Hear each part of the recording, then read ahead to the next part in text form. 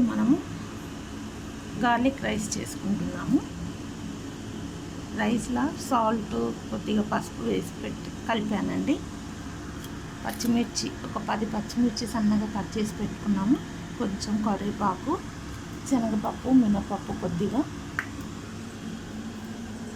Garlic అండి ఇలా దంచుకోవాలి. తాలింపు చేసుకున్నాము. ఒక గడ్డ అండి మొత్తం ఫుల్ ఒకటి స్మాష్ చేసుకున్నాము. గిన్నె పెట్టుకున్నామండి. స్టవ్ ఆన్ చేసుకున్నాము.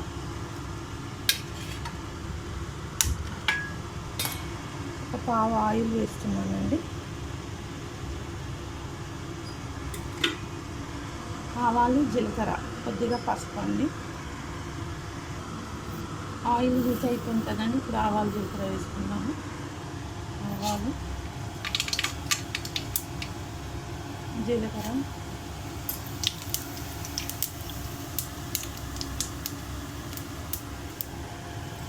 పచ్చిమిర్చి వేసుకున్నామండి. ఈ శనగపప్పు వేసుకున్నాం. ఫస్ట్ శనగపప్పు, మినపప్పు,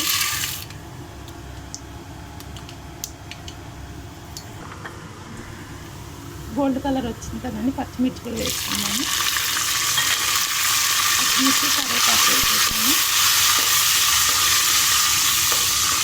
కొద్దిగా పసుపు వేసుకున్నాము.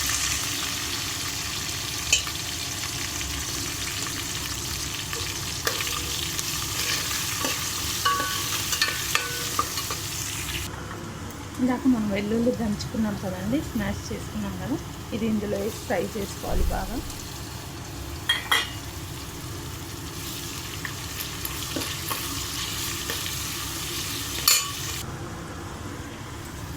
వెల్లుల్లి వేసాం కదా, ఇప్పుడు ఈ రైస్ వేసేసుకుందాము.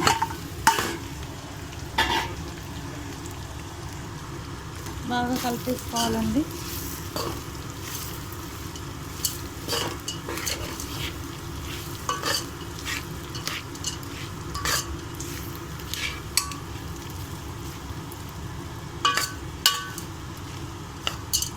చూస్తున్నారు కదా, వెల్లుల్లి అంతా దీనికి పట్టాలి.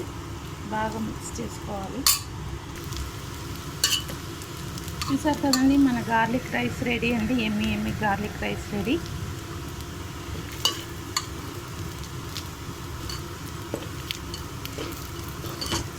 చాలా బాగుంటుందండి, టేస్టీగా.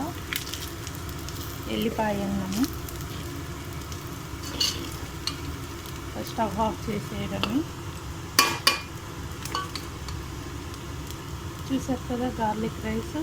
మీరు కూడా ఇలానే టేస్టీగా చేసి తినండి. చాలా బాగుంటుంది వేడి వేడిగా. Thank you.